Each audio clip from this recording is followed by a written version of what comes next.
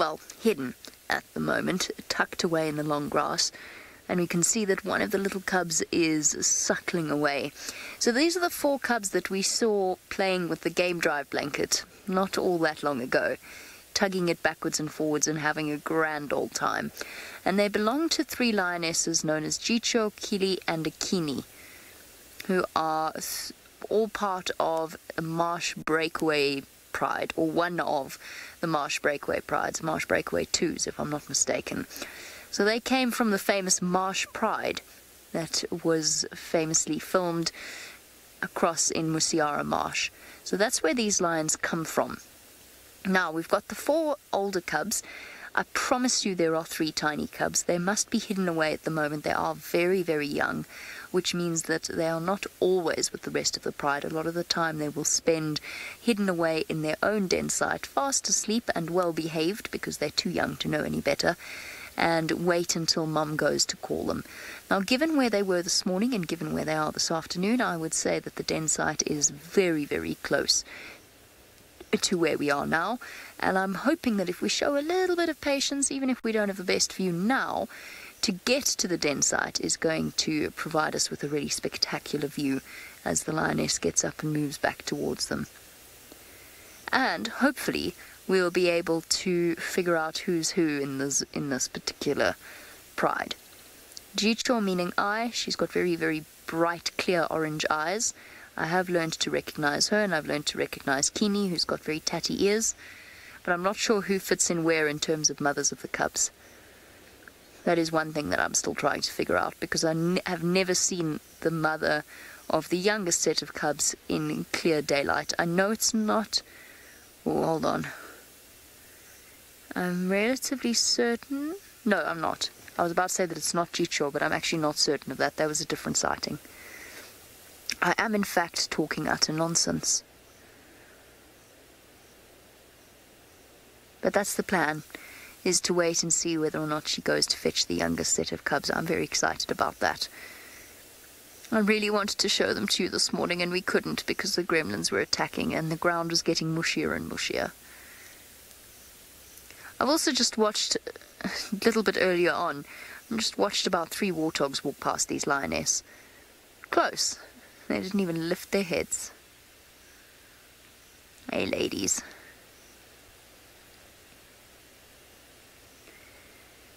They haven't actually been in this area all that long. This would be the first litter of cubs that they've had here in this new part of their territory. That, I think, is Kini at the back with the tatty right ear.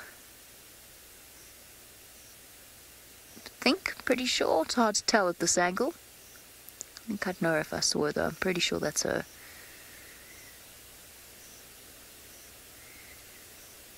So there we go. World famous lionesses.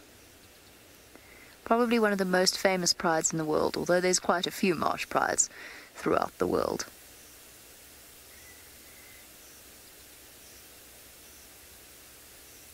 And don't forget, questions to hear from you, not particularly, but for new viewers, please don't be shy to ask questions. Obviously, we've had viewers who've been watching for many years and know as much as there is to know about many of the different animals.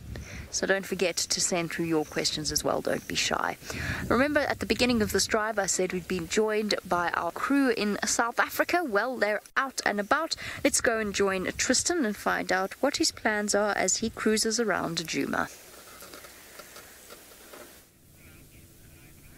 Well, indeed, we are in South Africa and we are ready to go, and we've got something that Jamie's lions, I'm sure, are missing dearly at the moment in the form of a wildebeest, although it's a different species altogether. You can see he's also just having a look over to say hello. And as Jamie mentioned as well, my name is Tristan, and on camera today I've got Ferg, and as you may notice, we have stolen James's vehicle. So we have ditched Rusty behind, and we have decided we will take Jigger this afternoon and try and see if we can look after it, because I hope James doesn't kill me with all these fancy new toys that are on Jigger. Now remember, we are coming to you live and interactive, so hashtag Safari Live on Twitter, also YouTube chat should you want to get hold of us. But interestingly enough, I've been sitting here watching this wildebeest, and there a funny animal to say the least, but what's been really cool to watch with this particular individual is how he's been marking. So wildebeest, you would think, would not be an animal that would mark territory. You would think things like lions and leopards and the way that they spray and those kind of things would be what you would normally expect from an animal. But these guys have a bit of a different way of doing things. You can see he's kind of got his horn up against the tree, and he's been pushing his face using a little gland that is just below the eye. So if you look just below the eye there is a sort of roundish shape going down towards his nose, and that preorbital gland is full of scent, and what he was doing was rubbing it all over that tree. And so he's basically staking his claim that this is my area. The problem is that the wildebeest just to his left, which also is a boy, was doing the exact same thing, and they were both marking over one another, which seems a bit odd. And it's amazing to actually see this because it's completely different behavior to what we're seeing from the wildebeest in the Mara. There we go, he's doing it again now. So he's got his head up against the tree and he's busy rubbing and pushing it. There we go. You see how he uses the gland underneath the eyes. So he's not rubbing really his horns that much. It's more that he's trying to put that gland all over that tree. Any other wildebeest that's going to come past is going to smell it. And I was saying it's different from the wildebeest in the Mara, and the reason why is because our wildebeest here tend to be not nearly as migratory as what we see from those wildebeest. These guys tend to set up territories within an area that they feel like there's food and water availability, and then try and keep females within that section to be able to dominate, because the amount of females in this area is so much less. Whereas in Kenya, because these massive herds move around and there's so many females, and the males can then just compete when a female comes into estrus, they don't have to set up a territory in quite the same way that these guys have to do. So it's very, very cool to see the difference between the species over in East Africa and those that are down here in South Africa. But I think what we're going to do is probably leave our wildebeest to be on their own. I want to try and find the rest of the herd, because there is a brand new little baby that I saw 2 nights ago that is in amongst the herd, and there was a number of other females that were looking heavily pregnant, and so I think that maybe, just maybe, we might find a couple new ones within the herd itself. And there's nothing better than a couple baby animals, and particularly wildebeest calves. I quite like them. They're much lighter in color and very, very cute, so we're going to try and see if we can find them. Of course, other than that, I think this afternoon we're going to head probably down towards Chitwa, see if we can find any signs of our naughty little friend Hosana, who seems to have been on many adventures over the last couple of weeks, and so we'll try and see if we can find him somewhere. But while we do that, I believe Noel has found something that maybe Hosana will like to hunt when he's a little bit older. Tristan, good luck in finding Hosana. I hope you do well. You are the leopard whisperer after all. And indeed, when Hosana gets a little bit older, some of these kudu might be a good size for him. These females might be a titch big, but a big male leopard can take down a small giraffe, so you never know. Good afternoon, everyone. I'm Noelle, and on camera I've got Senzo. There's the 3 fingers. Hi, Senz. I hope everybody's good and enjoying their day or their evening, depending on where they are. It's turned from a bright and sunny day to a very, very cloudy afternoon here in the Sabi Sands in South Africa. Oh, and now our kudu have disappeared, our little cutlery of kudu, as it were. Of course, there they are, just peeking through the bushes with their disruptive markings striped beautifully across their body. That white is really sticking out on that one female that we can see there. Now, the theory behind those stripes is that it's striped that way because predators see in black and white and shades of gray in vertical striping, as far as I understand. Now, I'm always curious to know how they manage to find these things out. I had an optometrist once as a guest, and she was describing some of how the eye functions, because we were talking about predators' eyes at night and how they take the light and it reflects back off their retina and then out again. But as far as the vertical banding goes with the black and white and shades of gray, her and I had a long discussion about it, but she's not quite sure where they found that. So I'm sure someone very smart discovered it. I don't know if any of you that like to look for papers for us has anything like that. I would love to see a paper on any of those eye issues, but issues isn't the right word. Conversations, as it were, about predators. Okay, my plan for the day, I'm not quite sure. I'm hoping maybe Tundi starts moving away from her den site. We can maybe get a view of her. Shadow is in Little Gowrie. She was near Treehouse Dam there inside of Little Gowrie, not our Treehouse Dam, their Treehouse waterhole over there with her youngster. Tingana I have not heard anything about today. The Talamati Pride is up in Biffleshoek. They have killed a buffalo near Hunter's Rest Camp, so we won't be seeing them. Unfortunately, they don't usually come this far south either, but I was crossing fingers and holding thumbs because I haven't seen them in a very long time. Nothing from the Nkuhumas that I've heard, and nothing from the sticks that I've heard, and that male lion is still somewhere in a nets south of Chitwa, so maybe Tristan gets lucky on his journey over to Chitwa Dam. You never know. So maybe we'll do a bit of birding. It's not bad weather for birding, but I'm going to carry on towards the Mwati and see what we can find. Now, we have James Hendry, who is out and about on his own 2 feet, so let's head over to him. Yes, well, I'm glad not to have borrowed anyone else's feet out here. Hilarious Sunday afternoon joke. My name is James Hendry. I am indeed on bushwalk this afternoon with my friend Ian here. Ian is an impala. More accurately, Ian was an impala. Viam is on camera. Hello, Viam. As Viam's unusually large thumb, he's been cleaning his ox wagon today, so his nails are a little grubby. Don't worry about that. Now, the reason I've picked up Ian, of course, is because, well, I'm going to do a quiz with you. I don't often do quizzes with you, but in order to introduce the hashtag Safari Live in the YouTube chat stream, I'm going to ask you to tell me, what do you think killed this? And how do you know? Hashtag Safari Live or on the YouTube chat stream. You can give one word for the animal responsible for the death of this impala, and you may have 3 words to tell me why you think it was that animal. Okay, there we are. There is the brain of the impala, substantially larger than many of the human beings I know. Excellent. So that was an impala. Our plan this afternoon, while you think about that rather remarkable quiz I've given you, is to head down into the valley over here.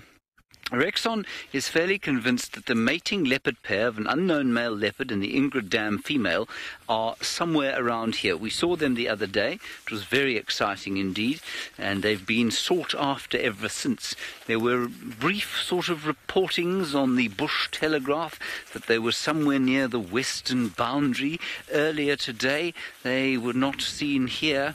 Rexon is convinced that they are going to go in their exhaustion, because cats get very exhausted when they are in love, down to Treehouse Dam, where we think they will possibly have a drink. So that's the plan there. VM is now walking backwards, so if suddenly you find yourself looking at the sky, it's because VM has fallen onto his backside and is unable to keep the camera upright.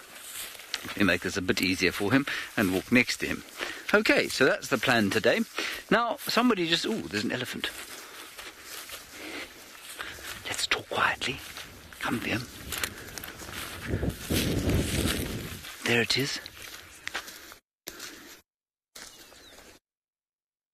It's quite far away, just across the drainage line. If it could hear me at that distance, I'd be seriously impressed by its ears. Let me just check the wind.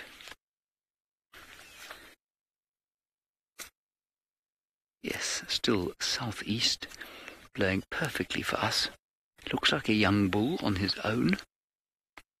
Has decided to eschew the comforts of home. Oh, there's another one. Come with me, Vumpy, if you don't mind. This is a perfect way to view elephants because they're across a drainage line, which means we don't have to worry about them sort of rushing towards us across open ground. We can get a nice aerial kind of view down, look down on them. This is what Rexon spotted. Rexon is on security detail. I thought he was indicating that he'd seen a bird, but his flapping arms when he did this meant obviously the ears of an elephant, not a vulture. So there they are. Ooh, there are quite a few of them. You just go over here.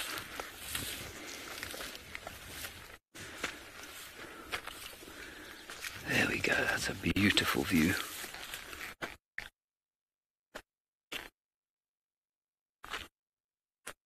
Shall we go up onto the Termite mound? I think there's a really nice view there.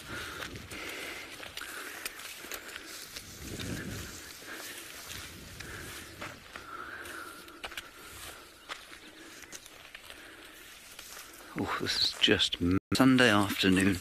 What you'd want to do is sit here in this perfectly designed seat, have a cup of Earl Grey and perhaps a scone with some cream and strawberry jam, watching elephants. Now, if they turned round from there, it's quite possible they could see us. There's some debate as to how good their eyes really are. I think that their eyes are probably just slightly worse than our own. Certainly better than some people. But possibly not nearly as good as, say, lions, or leopards, or impalas, or kudu. They can certainly smell us from there, if the wind was to turn. And I'm pretty sure that if I was to start singing the Hallelujah chorus, they would almost certainly hear that as well. I'm not going to start singing the Hallelujah chorus. That would be inappropriate. You can't hear them moving at all. It's just very special.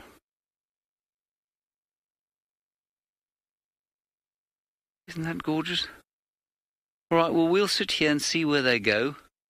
While we do that, I believe that Noel has got a tragalephid for you.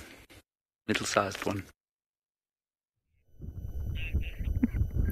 I didn't quite catch James's words there, but I've got a cousin of a cutlery of kudu. We have some nyala. The only cousin of kudu and nyala that we don't get here is a sitatunga. Sitatunga you'll see sort of up in I can't talk today, in the large swamp that is the Okavango Delta. We get nyala, we get kudu, I said before. We technically get eland, all in the tribe Tragelaphinae, which means spiral-horned antelope.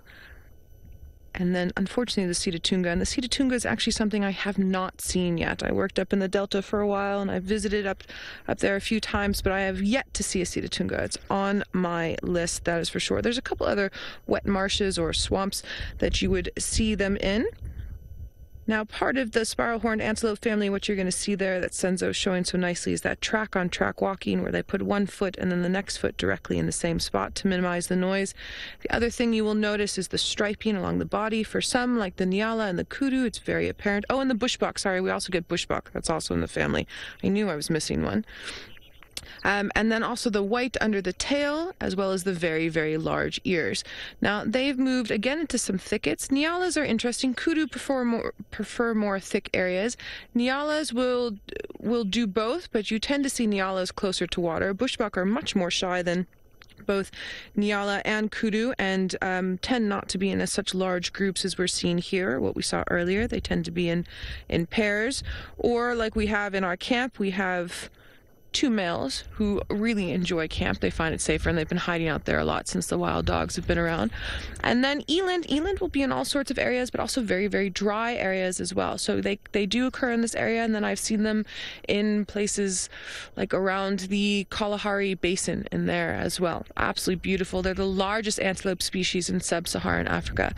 Now let's head on up to Brent, who's in the Maasai Mara, which is about 1,600 miles away from us, so about double that in kilometers, and see what he has to show us that might be something fun. Well, welcome back to the Maasai Mara, and we are still with the 5 male cheetah, 100% live, bringing you Africa's wildlife in real time. Now, Noelle was chatting about sitatunga and how she would love to see a sitatunga.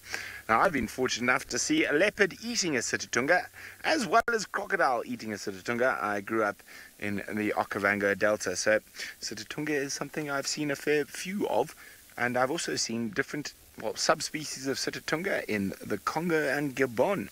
Now, the one animal you're unlikely to see eating a sitatunga is, of course, a cheetah. It is always possible, especially in areas such as the Chobe and the Okavango. If a sitatunga wanders out of the papyrus swamps onto the edge, there are a fair amount of cheetah that could take advantage of that, but unlikely. So there we go. Our 5 boys, as I said, 3 of them are very well fed, 2 not so much. At the moment, they are starting to show some signs of movement. A few little rollovers and stretches and little shivers as the cold wind blows. It looks like the rain has fortunately left us for now. We've still got the one side of the car down just in case the rain decides to come back. But we will be playing the patience game indeed with the 5 boys. They are such prolific hunters, and it would be nice to see them stretch their legs this evening. Remember, if you have any questions for us, hashtag Safari Live is the best way to get hold of us on whatever platform you might be watching on. Oh, Lily, you are so sweet. Lily says, Brent, you've made my Christmas. Well, Lily, it's going to be a Christmas week for you because I'm hoping to spend every day with Cheetah from now all the way till Friday. And hopefully we'll be able to share as many cheetah with you as possible, Lily.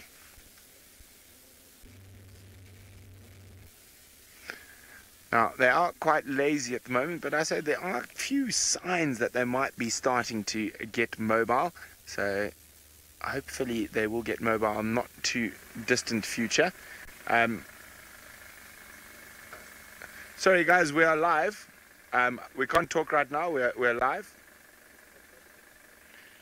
Megs, can you give me a moment? Can I go to someone else, please?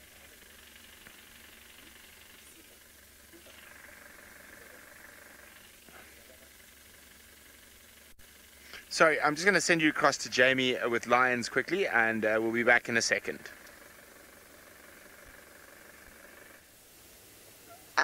So our lions are sort of looking a little bit more awake, but I think that might have just been to move to a cooler spot.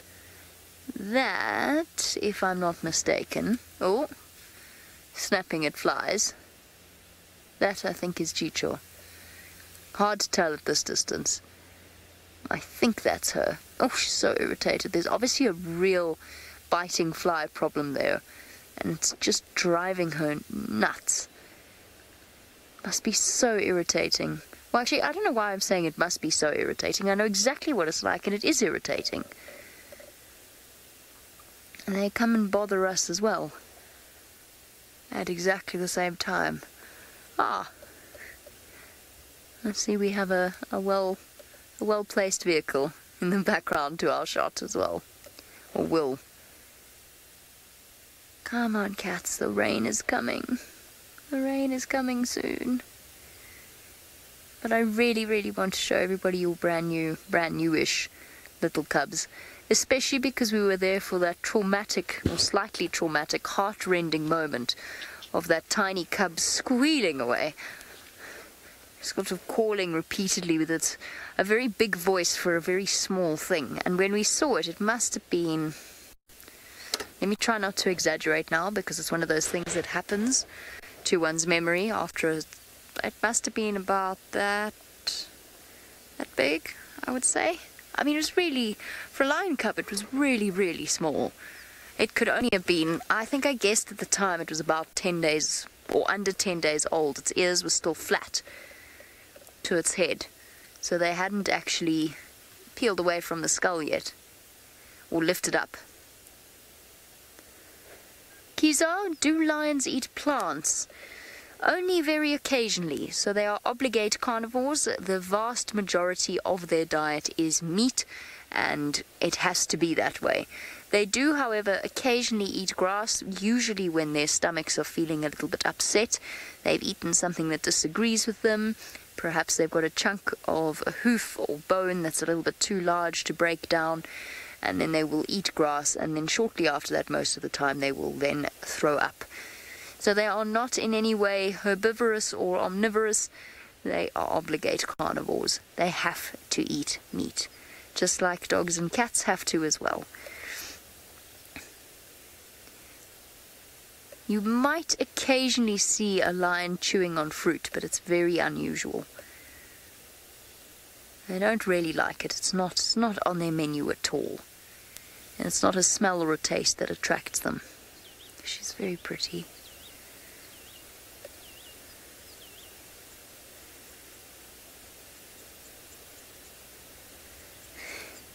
Kaylin, it's funny that you should ask that actually. In Brent's search for his ostrich nest once again, not so long ago on one of our sunset safaris, we saw a lioness with an ostrich egg in her mouth.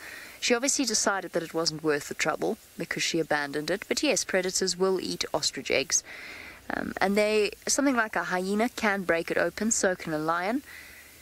Honey badgers also really, really like ostrich eggs if they can find them. So yes, predators will eat ostrich eggs. You can imagine just how nutritious an ostrich egg would be, because it's got the fledgling, well, you wouldn't really call it a fledgling actually. It's got the embryo and the egg sac, or the yolk, to feed the embryo. So it's really quite a double meal in one, and an ostrich egg is so massive that it really is, for a lion, not hugely, it's not a filling meal, but it's certainly a pleasant one. No, absolutely. Lions will eat ostrich eggs. So will honey badgers, hyenas, leopards. Cheetah might have a hard time breaking open an ostrich egg, bearing in mind that an adult human, well, maybe not an adult human being, but when I was around, a kid of around about, I don't know how heavy I was, 30, 35 kilograms at the time, I could stand on an ostrich egg without breaking it. So it's a very tough egg. Believe how much these guys have grown either. They were so sweet when they were playing with that blanket.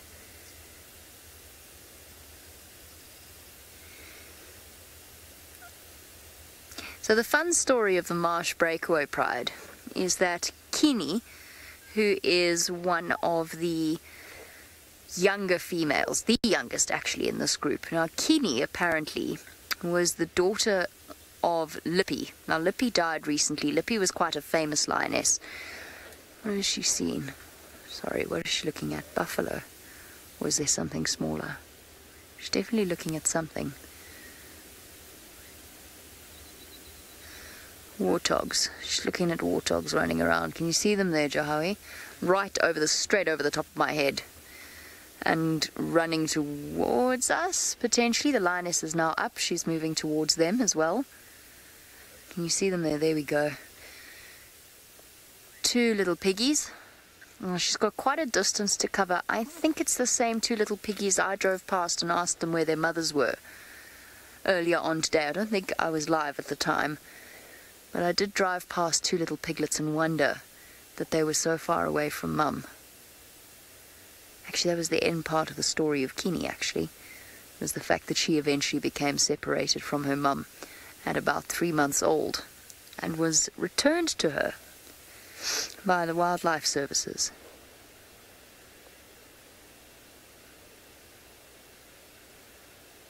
Okay. Lioness has settled down again. It remains to be seen, generally speaking, in these situations, the piglets are the ones that actually make the mistake and go running towards the lion. So while we wait to see how this plays out, let's head back over the river to Brent to see if the rain has let up.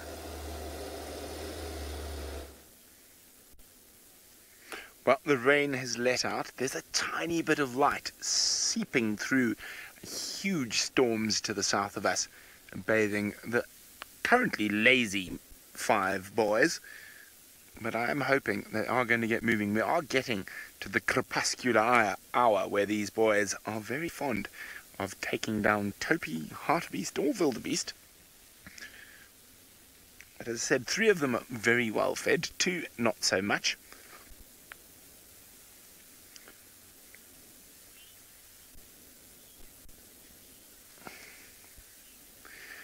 Now, Deidre is wondering, will cheetah climb a tree? Now, you've already seen tree climbing lions today, so yes, they will. A male cheetah in particular, they do climb trees. They like to scent mark up in trees.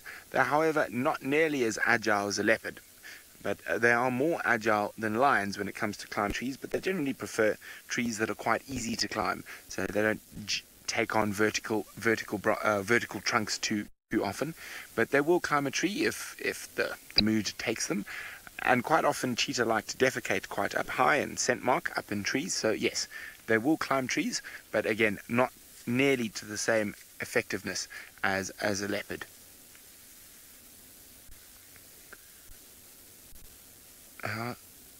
very relaxed at the moment. Now, as it's cooled down, they've moved out the shade of the small croton bushes and are just sort of lying up in the breeze at the moment. Now, I'm guessing from here they're going to head towards the east, which is their general route from here.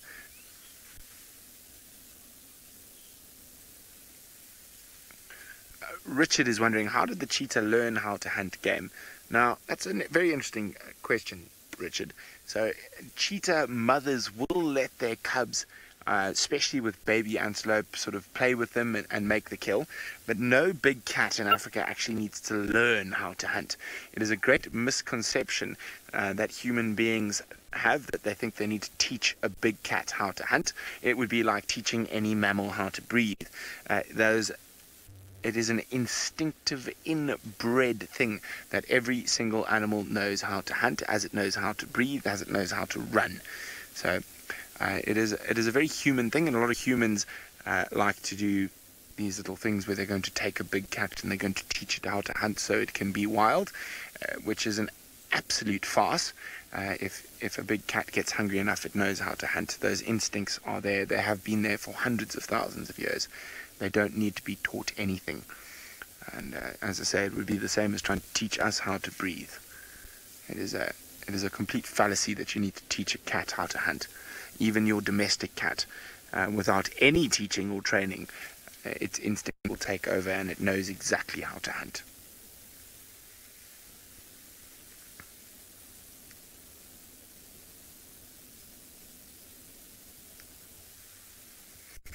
At the moment, they are not too interested in hunting, though. They look far more interested in having a snooze. But that's why we sit with the big cats and play the patience game, because those momentary bursts of energy are absolutely incredible to behold. And, well, I couldn't think of too many worse ways to spend a Sunday afternoon than in the company of 5 male cheetah, even if they're relaxing. It is quite a relaxing time to be sitting with them. Now, someone who hasn't quite learnt the art of relaxation and is always quite a busybody is my good friend James Henry. Let's see what he's busying at the moment.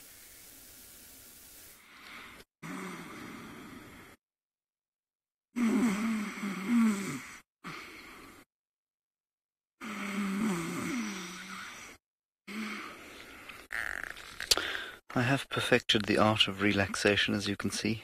I am very relaxed. In front of a lion's eye, which I showed you this morning and will probably show you every day that I'm on bushwalk, because there are many of them around. There it is, the same colour as Amber Eyes' eye, and not the same colour as most lions' eyes. So why it should be this orange colour and so be named? Well, who can look into the mind of the botanical taxonomist? Good. Then over here we have got a little termite mound. Now, it's not an impressive termite mound in that it is about the same size as my hand, but if you look very carefully you can see little termites emerging and going back inside and emerging and going back inside on this cool day. They're probably nocturnal, and they will be a different form of termite from the big macrotermes that make the big mounds. I'm not sure exactly which ones these are. And I'm speaking quietly like this, not necessarily because I think they're going to hear me and run away, but simply because those elephants are not too far away. We also have a battle going on. VM just hit me in the face with the aerial. There, oh, here's a better one. There's an ant. Beastly ant. Beastly ant.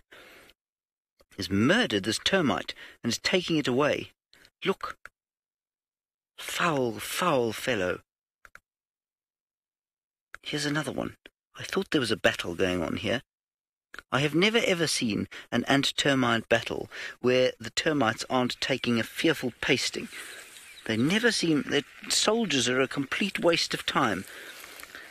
A little bit like the French in World War II. That's a joke. Don't worry, it's a bad joke. Never mind. If there happen to be any French viewers... Here's another one. Isn't that awful? There we go. Now, Julia, you make a very good point, or question. You said your anteaters eat only ants or termites. I'm not sure about the scaly anteater of, the anteaters of South America, for example, but an aardvark, for example, which is thought of as largely a termite eater, will in fact eat ants mostly during the summertime and the other way around. No, ants in the winter and termites during the summertime. So they will absolutely eat both, and ants probably more so than termites. And the same goes for something like a pangolin, which has a long sticky tongue to dig into the ant nest. Here, look, here's more brutality going on here. All of these things being carted off. Then another predator has come onto the scene, a little wolf spider. It's gone, unless it's hunting me. There's a little wolf spider. Here it is. He's just over there. See him there, Vim? I think he's a wolf spider. And I think you'll find that he will grab a whole lot of termites and ants. He will hunt the hunters and the hunted. An uber predator at the micro level. Now, I believe we have some answers to my almost impossible quiz that I gave you. Do we have those answers? Rick and Shamama, you both say that a hyena killed that impala because they only eat bone. And Shamama, you say they crushed the skull to get to the brain. I think it could well have been taken eventually by a hyena, but I suspect that that was killed by lions, and lions will eat away the entire face and leave the horns and that little piece of skull. Possibly killed by a leopard or a cheetah, perhaps, and then a hyena would have taken away. So, Andrea, you say lions because they would have eaten the whole skull. I would have gone with lions for that, but I might be wrong. It could easily have been something smaller that was then taken by the scavenging hyenas. Thank you for playing my Sunday afternoon game. It was very nice of you to do that. Okay, let's move on from this battle royale going on here. It's Sunday. Take a rest. Leave them alone. I'm just talking to the ants there, not you, of course. Now, I'm going to go round this way. Viam, you can go round that way if you want. Make things easier for you. What we're looking for, of course, is tracks of this mating pair. We haven't actually managed to come across them yet, but we've covered some distance. And Viam said, do you think we could slow down slightly? Not because he was tired, but because he thought perhaps that we were going to cover the whole property before the drive had ended. Well, while we do cover the whole property, Jamie has got a wildebeest not alive. It is in the mouth of something that ate it, but it is long dead. My mom told me that there were loads of these animals all around, but she says I'm only going to see them again when I'm much, much older. Our cubs found itself a chew toy, a remnant of the migration, a migration that this little one is too young to remember. It would have been alive for it, but it would most definitely not really have registered in this little cub's mind. Now, though, it's left with the remnants in the form of a chew toy, a much contested chew toy, I have to say, as the second cub has come chasing after it. The storms are rolling in, the sun's coming out between patches of dark. Hey, look at you go. Look how proud you are of yourself. Mouthful of wildebeest horn. Yep, you've got a year to go. Well, just under a year to go. 7 months. Miss Parker, you say that it is just too cute. It is, isn't it? I'm going to have to reposition in a moment for Jahawi. So Jahawi, you just let me know when you're at the point of no return, and I'll shuffle around, possibly with us blowing away in this gale. Look at it in the golden grass. Actually, almost reddish grass, reddish and green. Crisp coloured. Oh, goodness. Too late, she cried. Let's quickly angle around so that... Is anyone behind me? One day I'm going to crash into a car if I don't remember to keep checking. There we go. You are wandering very far away, little one.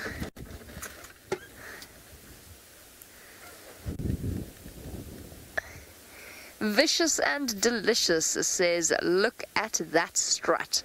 I know, it couldn't be more pleased with itself if it tried. Of course, it also helps that it doesn't want to drag it on the ground. Come on. I think what we've got is a young male on the right and a young female on the left, his sister.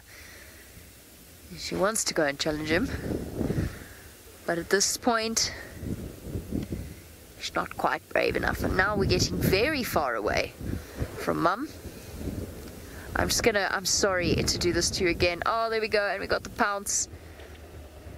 And I'm really sorry to do this to you. I'm going to have to move. Oh, hold on, he's going to go around me. Very kind of him. Thank you. Super. Hehehe.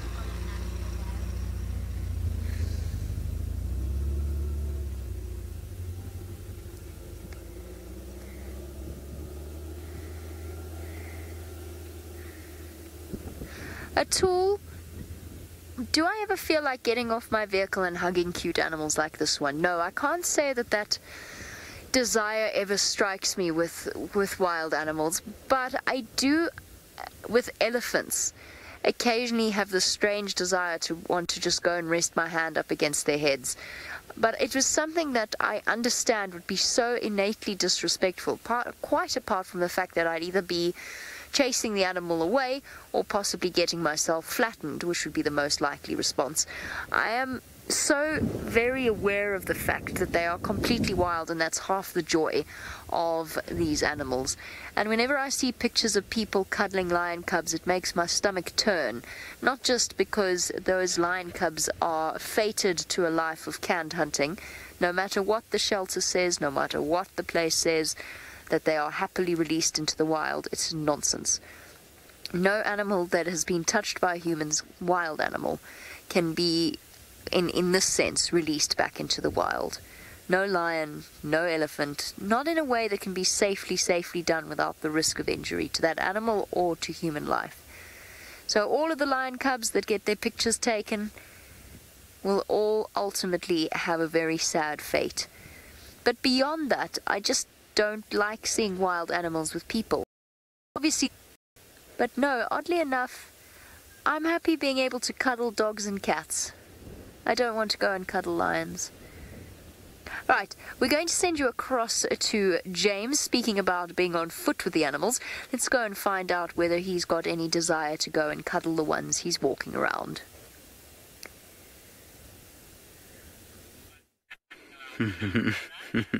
No, cuddle this and it will be a very unpleasant experience indeed.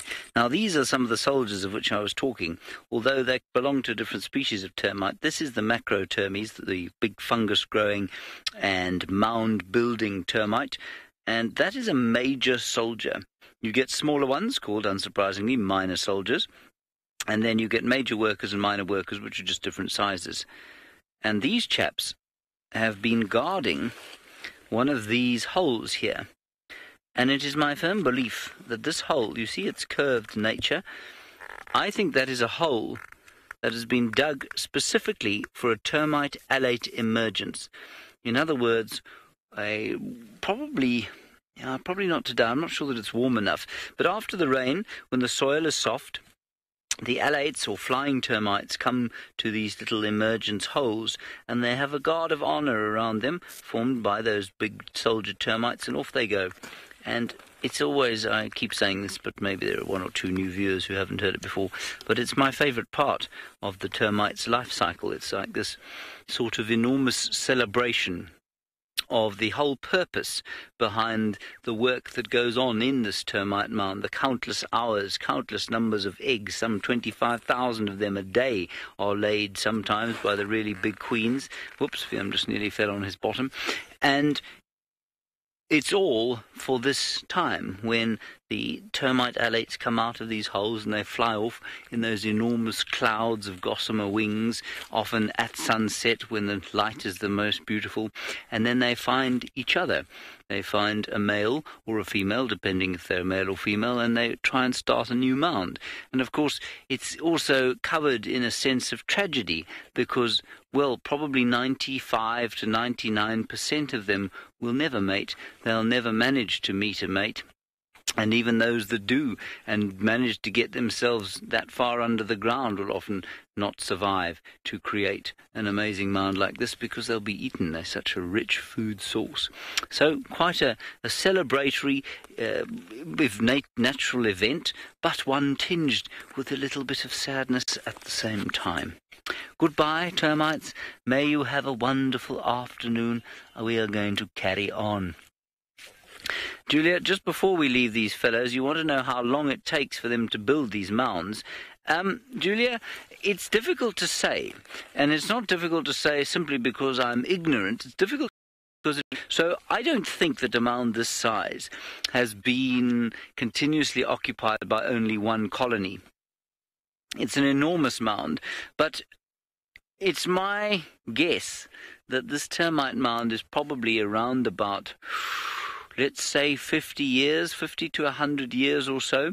I have seen sort of a mound about half of, no, not half, I'm going to say about a tenth of this much soil deposited over the course of a year. So I think that it's probably about 50 years, not 10 years. And the reason I say that, of course, is because there's a huge amount of erosion that happens in the rain. So although, yes, they can certainly make them, they can make a certain amount per year, a lot of that will get washed away during the rain. Now, I'm very excited to tell you that in Jigger this afternoon is Tristan, who you've met, and he's now got the mobile microscope working, and he'd like to show you Sunday beetle. Indeed, James, we do have the mobile microscope working, and it is the most insane thing in the world. I'm absolutely loving playing around with it. I feel like a little kid on Christmas, and I suppose it's apt for this time of the year. And as James mentioned, we do have a little beetle. Now, this little beetle I have actually never, ever, ever in my life seen before. It is a tiny little dung beetle that we have. So it is small, and it is got little kind of yellow and black markings on it. You can see it's covered in sand at the moment. This poor little beetle has been burrowing through the road, and we spotted it coming off a bit of elephant dung, and that's also why it's a bit sticky and the sand is all sticking to it, because it's been in the moist elephant dung for a while.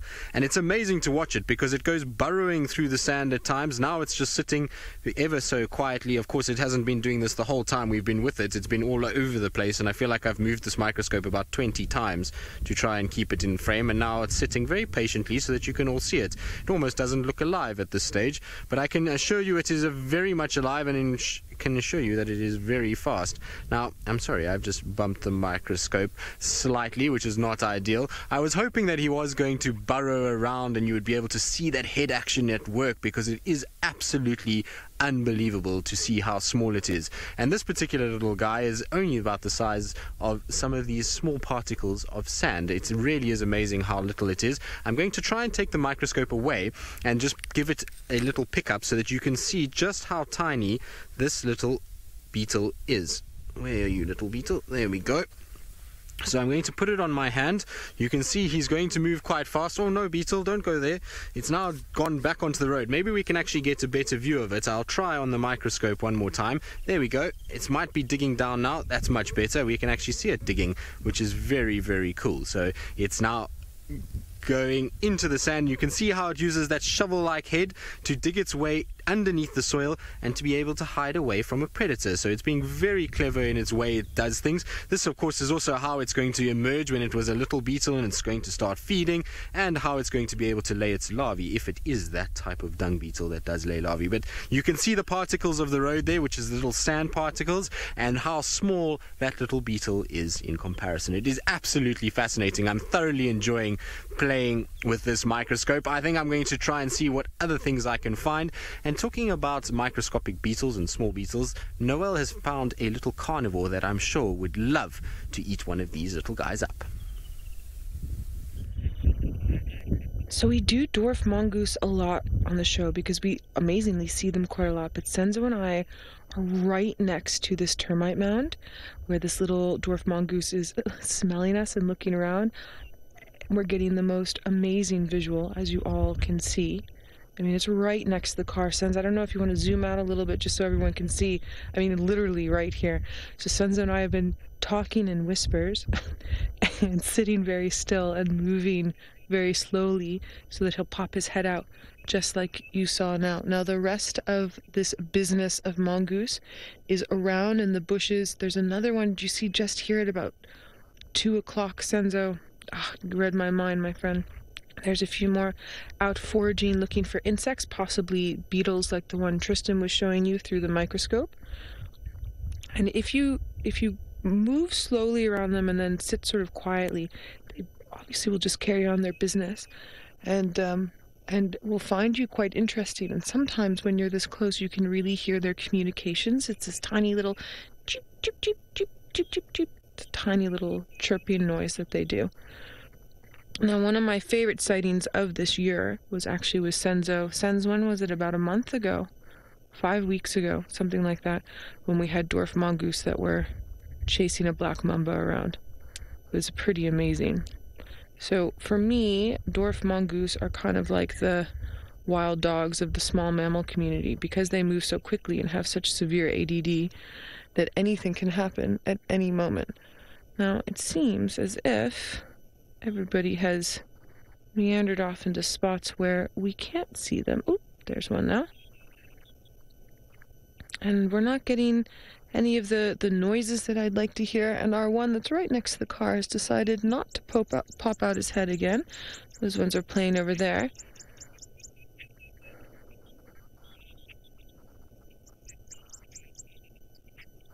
Paula, that's a really interesting question. Sens, can we come back to these holes here? So Paula, where they're living are inside of a termite mound. And those holes that you're seeing are not burrows that they've made. It's actually collapsed chimneys from inside the termite mound. So that termite mound is still active, like the one that James was showing you. Every mound is a little bit different. And then they live inside of these opened up chimneys, as well as things like monitor lizards and snakes. Certain types of birds will also live in there. And then we've seen larger cavities that are dug out by things like aardvark, and then lived in by hyena or similar to Tundy's den. So those chimneys actually go down quite far into the termite mound. It can be several yards, it could be tens of yards. It just depends on where the water table is. But the mongoose don't necessarily go all the way down to where the water table is. Now, inside those chimneys, it wouldn't surprise me if there's little nooks and crannies that they've sort of dug out a little bit with their claws to live inside of, but those initial ones is not their making. It's very, very interesting. All right, so we've been tracking elephants. We've been tracking a huge herd of elephants for about 3 kilometers now, and unfortunately these elephants have gone south into Little Gowrie. So I think what we're going to do is we're going to go lurk along the boundary and see if Shadow wants to pop up, or possibly if the wild dogs want to pop up. That's our plan from here. So while we are busy looking for any rosetted creatures or painted wolves, let's head on up to the Maasai Mara, where Jamie has one of the 3 big cats that we have. With our lions, not all that much is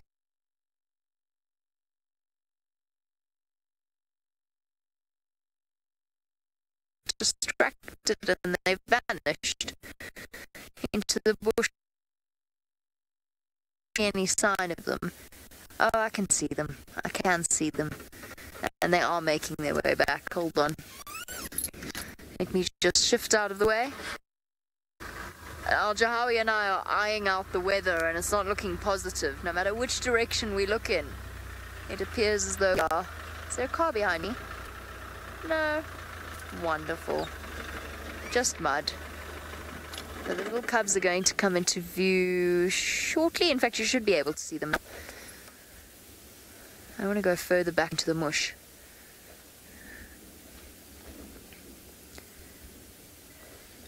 There they are. There's one.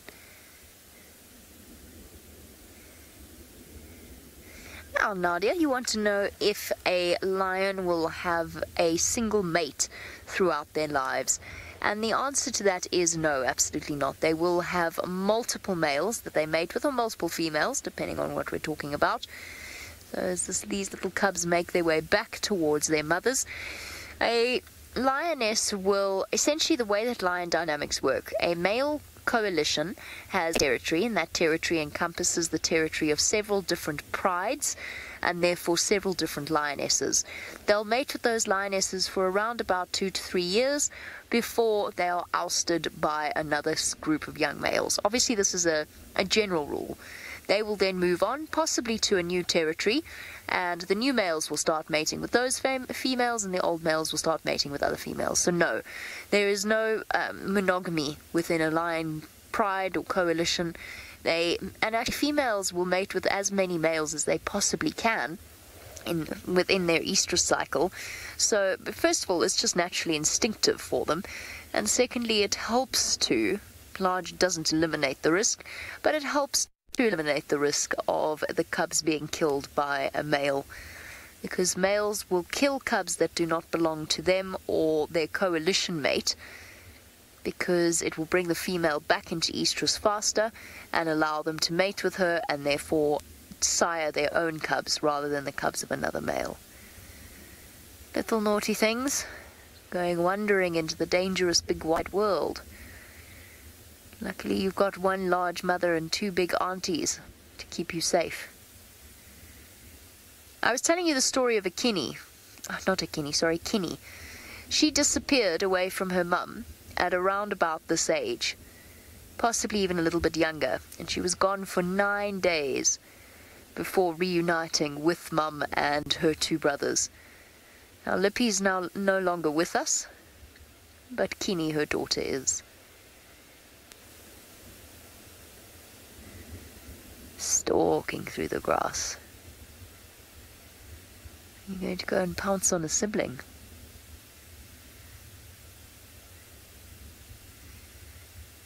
Oh, there are some very ominous rumblings of thunder here.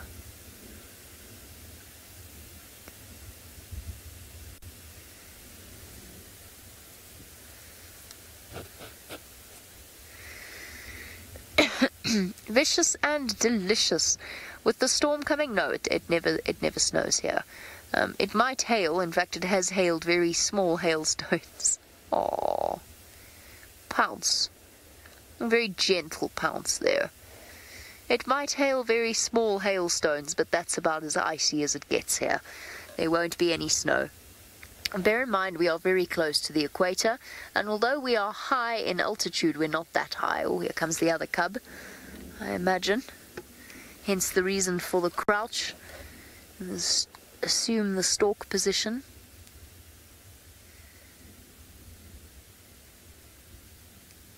Completely flat in the grass now. Oh, lion cub number 2 is distracted. It's veered off in a different direction. Here we go. Get him! I love lion cubs at this age. They are just so unbelievably playful. It's so sweet. I miss watching leopard cubs do this as well. It's one thing that we haven't managed to really find in the Mara. We know where they are. We know where the relaxed females are with cubs, but a lot of the time they're in very bad signal areas. Was that a drop of rain? No. No, Joe, it wasn't. Just pretend it's not. If we pretend it's not happening, then it's not happening, right? Okay, we'll ignore the clouds and the giant storm that is engulfing the escarpment and racing towards us at the speed of, well, clouds. Oh, goodness. Okay, well, Jahawe and I contemplate our fate. Off you go to James, who's having a far nicer time enjoying looking at the flowers. I am definitely having a far nicer time enjoying the flowers, and to my mind, the assertion that there's a long rain and a short rain season in Kenya is utter rubbish. It rains all the time there. In fact, it probably rains more there than it does in England, which of course is impossible. Now, what we have here is the beautiful yellow flowers, the blooms of Peltiforum africanum, or the weeping wattle. And I was hoping to find a fruit chaffer or two, which are little beetles, often very prettily coloured, but I haven't found any fruit chaffers here. But what we have found are some drop-tailed ants. Now, if you were on walk with us this morning, which of course you should have been for your morning exercise on Sunday, you would have known, or you would have seen, me talk about the drop-tailed ants then. There we have one. And what this drop-tailed ant is doing, I still don't know. I think perhaps it's looking for aphids. It might also be looking for little bits of plant exudate. Or what we did find this morning was a little frog hopper or spittlebug. This is interesting, actually. We found a spittlebug being tended to by these ants. And what's very interesting is that this plant, the weeping wattle, is called the weeping wattle because of the fact that it gets spittlebugs on it. So I wonder if that's not what this ant is looking for. I don't see any spittlebugs, and in fact the one that I found today was possibly one of the only ones I've ever seen. One would also expect to find crab spiders on a tree like this, little spiders disguised like the flowers that are sitting here. Ant or some other kind of creature come across them, and then they will devour it for their Sunday roast dinner. Let's have a look here. You need the eyes of Stefan Winterboer in order to find this sort of thing. Now, Kaylin, you're asking about a species of arachnid. Well, not a species, a whole family of arachnids called the red romans, or sun spiders, or more particularly the solifuges. And we do get them here, absolutely. They are, to most arachnophobes, quite the most terrifying creatures in the world. They run at an astonishing speed. They've got these vicious kind of scissor-like toothed jaws at the front of their faces that kind of slide over each other like this, and the kind of things you really wouldn't want to get caught in.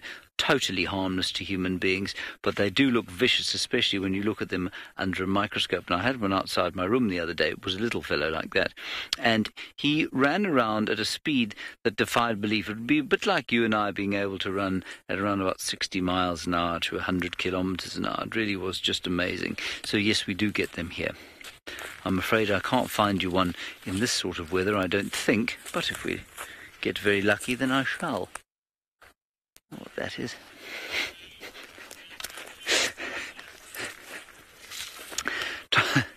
Tom, you want to know if the word beetle is the correct way to pronounce beetle?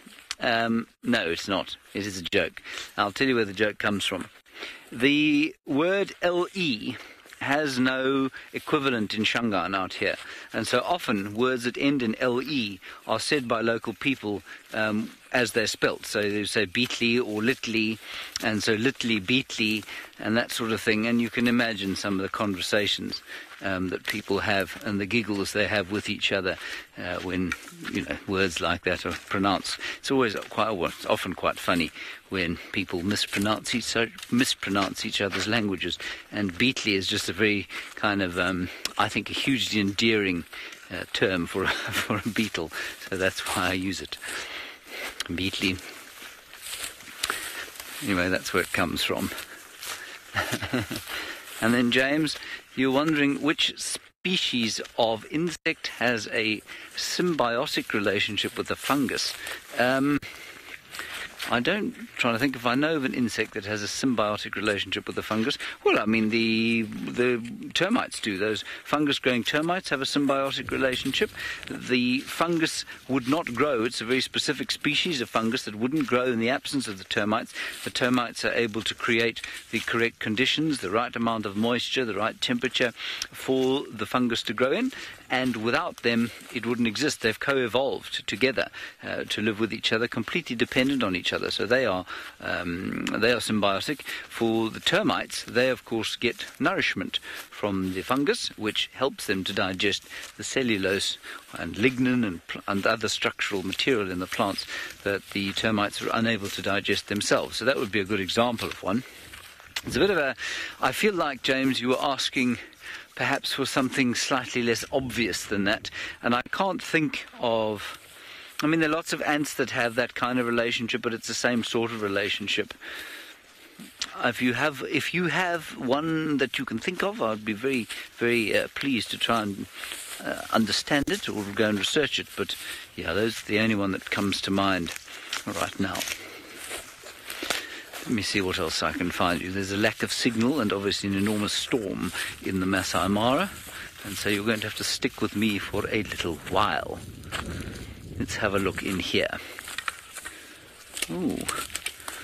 Now, I suspect quite strongly that something fairly large has spent a substantial amount of time in here, possibly a warthog. Anyway, I'm going to have a bit of a rest here, see what I can see, and while I do that, you're going to go for a little drive with Noel. Hello, James. I'm so sorry that you've gotten so old that you need to rest after an hour and a half. And I've got a tear for you. Anyway, so it's a really interesting question. What other insects have a symbiotic relationship with fungi? And James, honestly, myself as well, all I can think of is the termites, but it's tickling my file 13 when it's saying that, so I'm assuming it's also tickling your file 13, which is why you're passing the question on forward. And I'm trying to think of...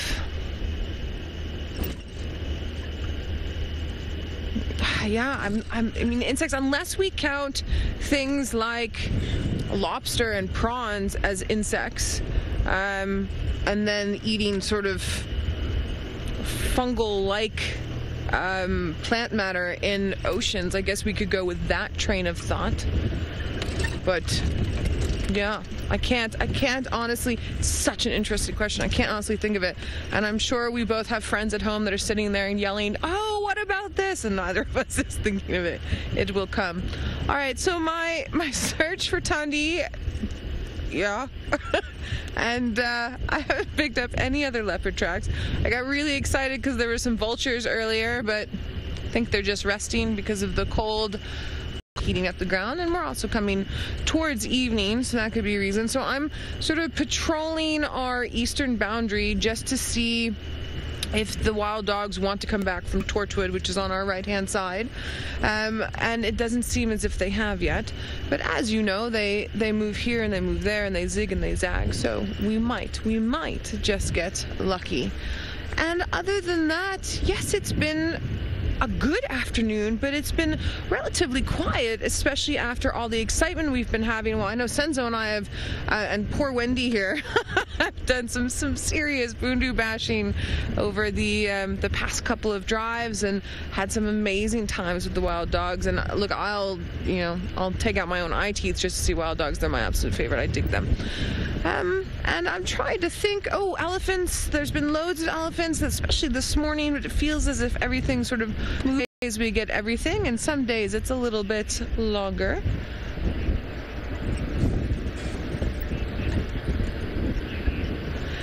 Julia, have I ever been on the drive where I have not seen any animals? Well, Julia, there's always birds. Birds are always around. No, I've never been on a drive where we haven't seen anything. I've been on drives where I haven't seen any of the big five, but I've never been on a drive where I haven't seen any birds and or other wildlife species, no. But it depends, Julia, on where you work. So a lot of the places I've worked have very high population densities of multiple different species of bush wildlife. One of the reserves I used to work at was amazing for its complexity of antelope species. So even if you didn't see any of the big five or magnificent seven on a drive, you would probably see about 10 different antelope species, as well as zebra and things like that. And birds are always around. A lot of the birds that I've personally been seeing today are birds birds that we do very often, and I'm looking for ones that we don't see as often to show you. So I think let's head on over to Tristan. Maybe he'll find the painted snipe for us. I did get a quick glimpse of the painted snipe near Chitwa Dam yesterday, and let's see what he has to show us.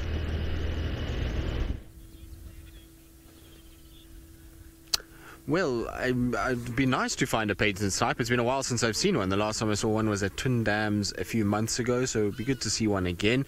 But I don't think so just yet. I've just arrived at Chitwa Dam. We literally have just come up onto the dam wall, so I'm still surveying around to see what there is. It seems quite quiet, though, with regards to hippos and various other things. It seems as though most of them are under the water at this stage. The weather's turned a little bit foul. It's gotten quite overcast and rather windy and cold, and so not great weather for a number of our animals to be frolicking about and showing themselves. So every now and then you just see these nostrils from a hippo kind of poking up out of the water. I wonder if our little baby crocs are around. It's been so long since I've been in this area that I haven't seen any of the baby crocs for quite some time. Now there is some kudu. There you can see they're actually inside the lodge. Very clever kudu.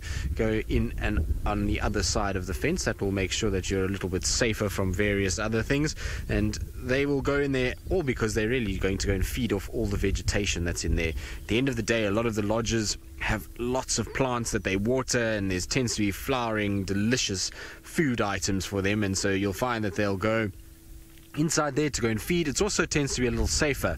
You find that the predators, even though they do move around the lodges, and we know that Hosana and Tamba seem to think that Chitwa belongs to them these days, and they both go and lounge around on the decks while the guests have dinner, but typically it's a little bit safer. But what's interesting, so those far left kudu, they're all kind of staring with their ears out, and maybe it's because there is another kudu that has just moved into frame. You can see there's another kudu that's just arrived, so that's maybe why they were just looking at that one coming along.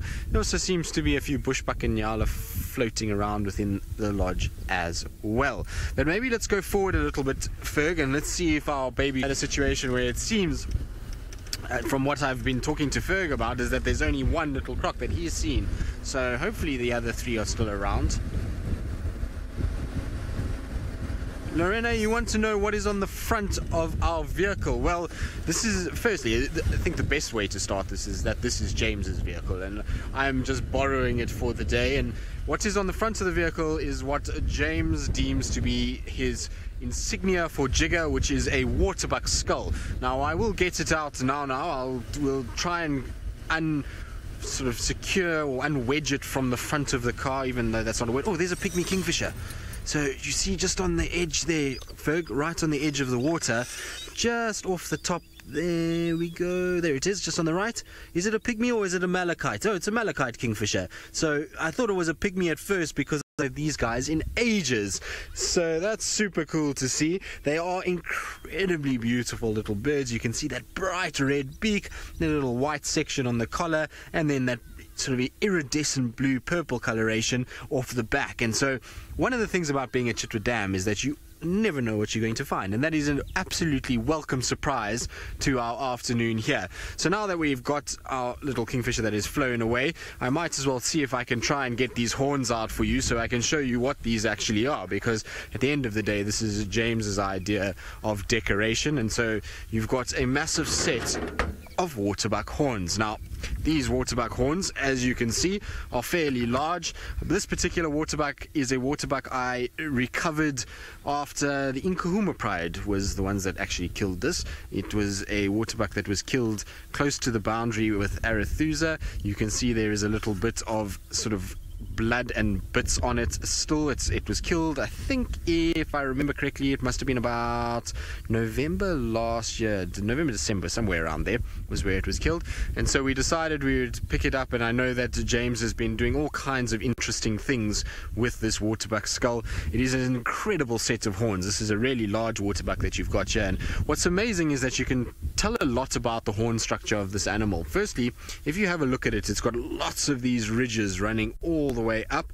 Now this is typical of any of the antelope species that fight for dominance. So when they're fighting for dominance, at the end of the day, if they had smooth horns like the top, there's very little resistance. And so what you would find is that as they clash horns, the horns would slip and you would get up a situation where they then stab each other in the neck. But if they've got these ridges, when they come together, the horns will actually lock together and you'll have a situation where those two can push and test each other's strength rather than actually slip and stab each other, because at the end of the day, they don't want to kill each other. They just really want to establish who is dominant. So very, very cool to see, and it is an incredible set that we have got. Now I'm going to probably put them back because I don't want to break them and to destroy them in any way whatsoever. So we're going to put these back for James, but it is a really nice sort of thing to have on the front of a car, I would imagine. I don't know, it certainly is going to evoke some fear.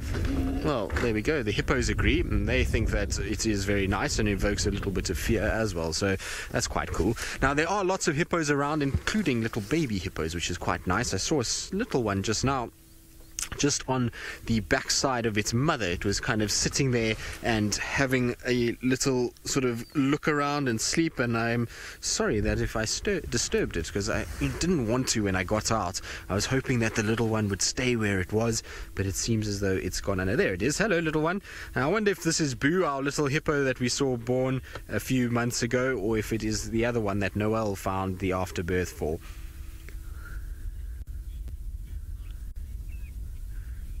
David, you're wondering if crocodiles attack nests that aren't their own. So, in terms of the actual nesting structure, I've never seen a crocodile going in and digging out the nest and getting to the eggs and to the little ones. But once they are brought back into the water source, then yes, that can happen. You do see a situation where other crocodiles will prey upon baby crocs. So as the little baby crocs maybe venture too far, they will get preyed upon by other crocodiles. In this particular case, you'll see that the larger crocodiles, she tends to spend a lot more time quite close to where these little ones are being kept, which is in this corner, same as this baby hippo and its mother. It's a nice sort of shallow section. There's a little bit of a bank that they can go and lie on, and they're able then to stay nice and safe in this little kind of cove within Chitwa Dam. It's actually very shallow here. It looks quite deep in this corner, but it's actually a very shallow section, and all of the hippos and even the little baby crocs that are hiding out in amongst that fallen over tree.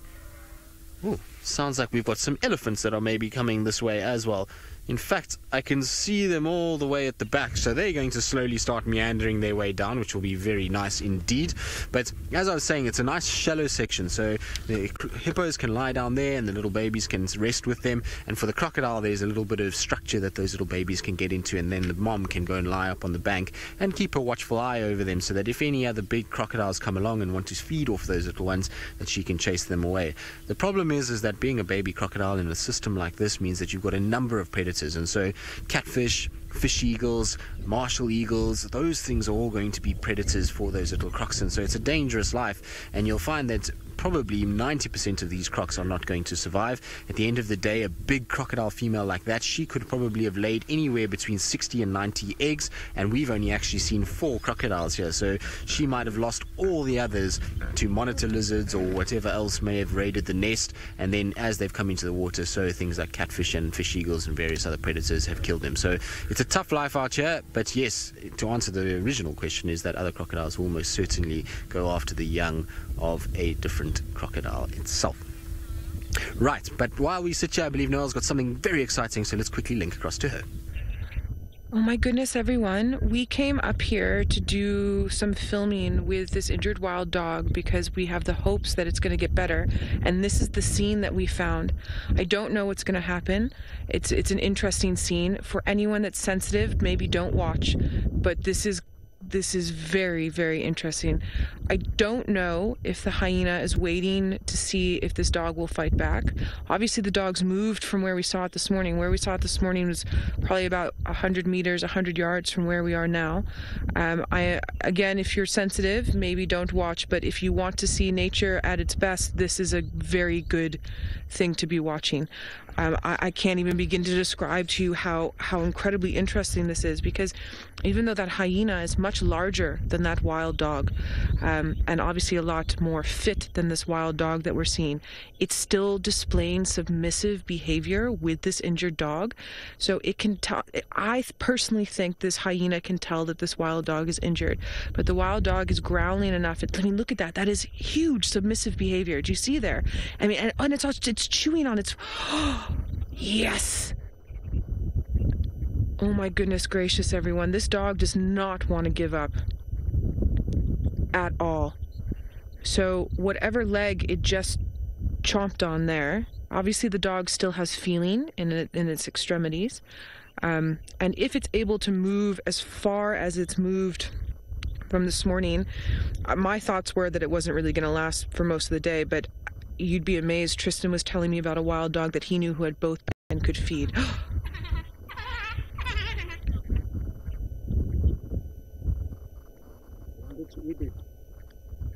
Senzo, I do think that this hyena is taking advantage of this injured wild dog to see if it can eat it, but I think this wild dog has a lot of gumption left.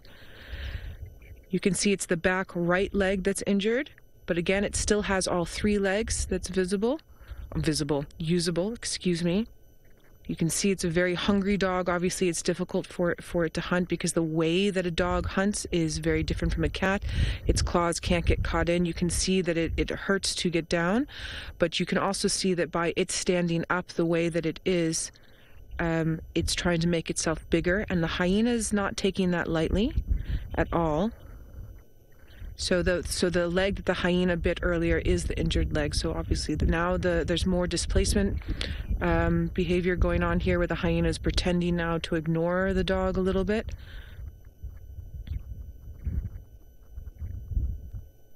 Smelling, checking, but also keeping an eye on any sort of advantage it might be able to get. But that wild dog is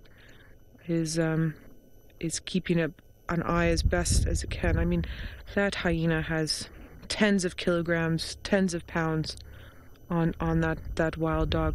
But do you remember the sighting we had the other day where there was the whole pack of dogs? And that hyena was following it around, and they killed that little baby hyena. Ugh.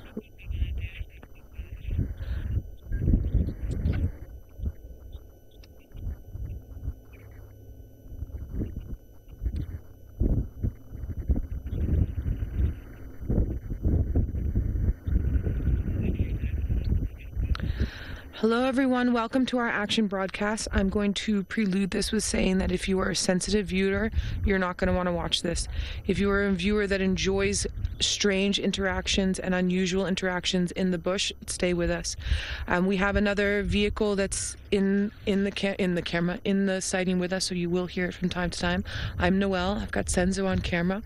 There we go. Hi, Senzo. We're going to go back now over to this hyena and this wild dog. Sorry about that, guys. I just don't want to miss anything with this sighting. This hyena is circling this injured wild dog. This wild dog's been injured for several days now. Watch. The back right leg is the injured leg. We believe it was injured from a lion, and we do think that this hyena is trying to gain some sort of advantage to kill and eat this wild dog.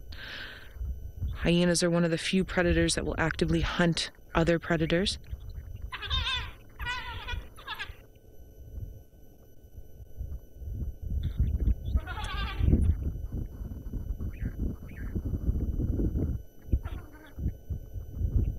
These sounds are absolutely incredible. Absolutely incredible.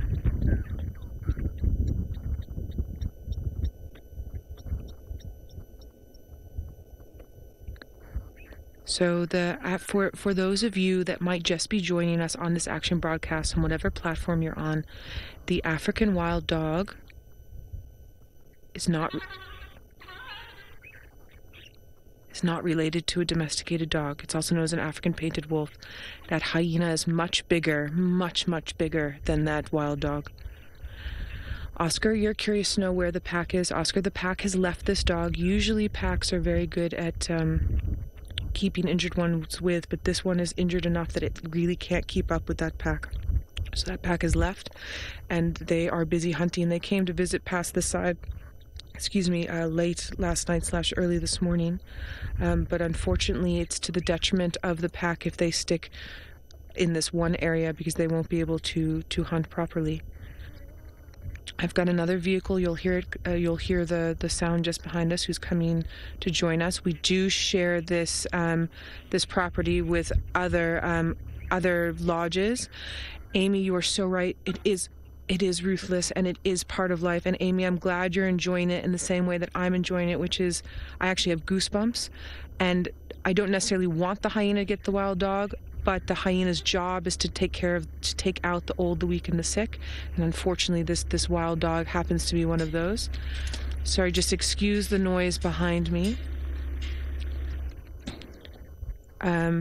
I've just got another vehicle that's come through. I'm just busy filming live for all of you on this action broadcast at the moment. I am going to have to reposition the vehicle a little bit better. Senzo can also see a little bit of a better viewing. So if you just give me a second or two, we're not going to miss too much action. We will move around for you, that's for sure. We're just going to push our nose down a little bit more. And see if we can get a little bit of a different glance for you. And as I say that, it looks as if the hyena... Gee, strained dog, you're curious, why not say the dog? Everyone, this is wild. These are wild animals. These are not pets. We do not interfere. We just are lucky enough to see wildlife doing what wildlife does. Human interference in most circumstances of wildlife is not for the better. We have a lot of emotions that go through a scenario like this, or any sort of scenario where you have a tough thing happening, but it is not necessarily for the better. The hyena's job is to eat, but its job is also to take out the old, the weak, and the sick of any sort of species. And although it is heart-wrenching with this wild dog, there's nothing wrong with what's happening here. So it's very hard to detach ourselves as humans with the emotional side of things. It is very, very difficult, but unfortunately that is something we have to do in a scenario like this. And then we have to appreciate the fact that both of these species that we're currently with are allowing us to view them. So the reason why the hyena moved a little bit now has to do with that vehicle that came past us, and then a little bit with me as well, positioning my car was just a lot of noise. So unfortunately for us, we have interfered a titch with this scenario. It couldn't be helped. Unfortunately, I needed to move away from the road so that that vehicle could carry on. And this hyena is now debating whether or not it's going to go back. A hyena is very tenacious with the way that they hunt and the way that they harry their prey. So I do think he's going to go back. John, you're curious to know, are there any lions around? John, there's lions that aren't, as the crow flies, too far from us, but the pride that's there is not a pride that usually comes down this far south.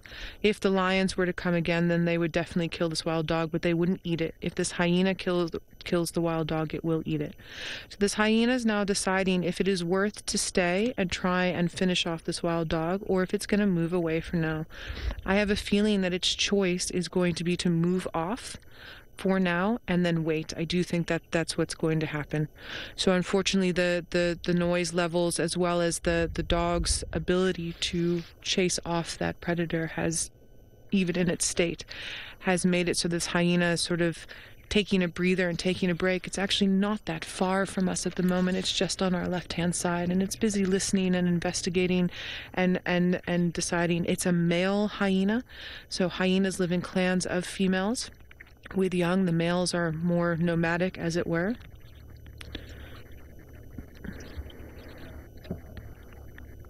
And he's going to move off a little bit. There we go.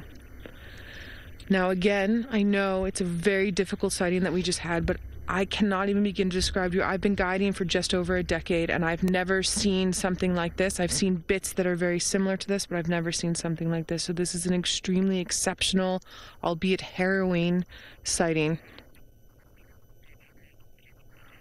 All right. Well, thank you everyone for joining us for the action broadcast. I do appreciate you coming in and viewing this amazing sighting with us. There's our dog there.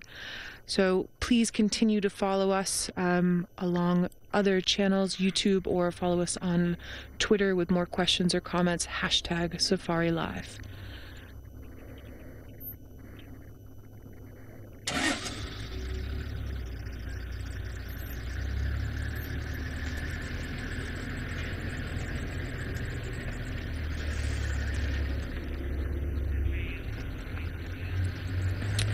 Okay, everyone, we're back. We're here. Our hyena has moved off a little bit. I don't know if while we're still here, if this hyena is going to come back. Senzo and I are going to be sitting with this dog for a little bit. We're going to do some filming. I didn't want any of you to miss that sighting. I know for some of you it was probably very difficult, but I also know for a lot of you it's a once-in-a-lifetime thing to see. So I'm here. I'm open to any comments, any questions you have about anything that happened, and we're very open about talking about every aspect. No matter how difficult or how hard or even slightly, I don't want to use the word enjoyable, but it is an amazing, intricate little sighting that we had there. I mean, just completely out of this world. Again, I still have goosebumps. Seeing things like this is very, very rare. All right. While we are letting you all think and while we are busy checking on everything, let's go over to Tris